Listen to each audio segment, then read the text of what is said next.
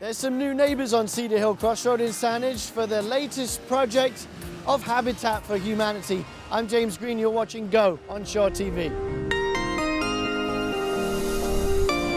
We've got all this and more on Go. Firstly, an exercise class geared for people challenged with Parkinson's disease. An award-winning teacher makes class a cool place to learn in the Cowichan.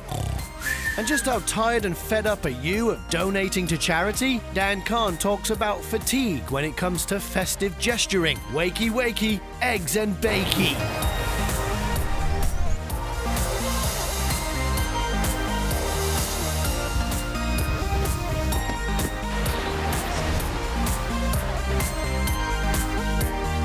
Welcome to a comfortable and cozy episode of Go Island. Yes, we're moving in today, right here in Saanich on Cedar Hill Crossroad.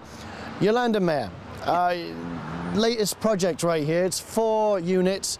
Explain what's happening behind us. Well, Habitat for Humanity builds homes in the region here, where we are in Victoria, to provide families a home ownership opportunity. So families are low income, they're chosen based on their need, their ability to pay the interest-free mortgage, and their willingness to partner with Habitat. Every family contributes 500 hours of sweat equity. And so we worked with Saanich to get this land. They sold it to us at a great price, and then we built 4 homes here for 4 new Habitat families. In terms of being able to afford a mortgage, this is only 30% of your income. How does how the finances work out? Well, what happens is it's a really cool pay-it-forward model. Habitat has a restore, and the restore funds all of our administrative overhead. So when someone makes a donation, it can go directly into building a home. Then when the family purchases the home, rather than having a historical debt, so to speak, Habitat has already funded the build. So their mortgage payments go into a fund called the Fund for Humanity to help build the next home. The misconception is, oh, well, they get a free house. It's not quite like that, though. Not at all. They are purchasing the home at the full fair market value. What makes it affordable is that Habitat's the lender. There's 0 interest on the mortgage, no down payment is required, and we never take more than 30% of the gross household income. And we check that every year. We go through with the family. We set the new payments. And so in situations where a life changes significantly, perhaps a divorce, they don't need to worry about losing their home, because then the payments just adjust for the new situation. Same situation if a single mom marries, then the same thing. We do have a total of 22 completed projects by Habitat for Humanity on the South Island.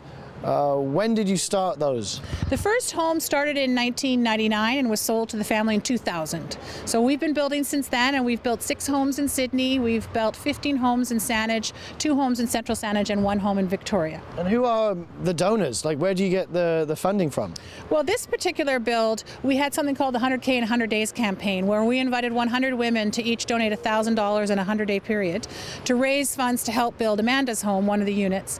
And we had an overwhelming response, and that was $126,000 that we raised through that program. Really moving, incredibly touching generosity.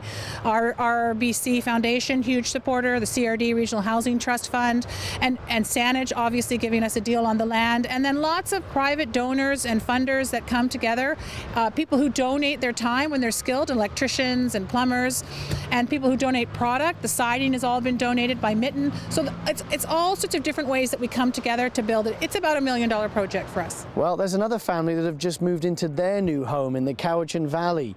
It's a story that's getting national attention, and Vancouver Island just got our very first Syrian refugee family, and we've got Lisa Pismeni with the story.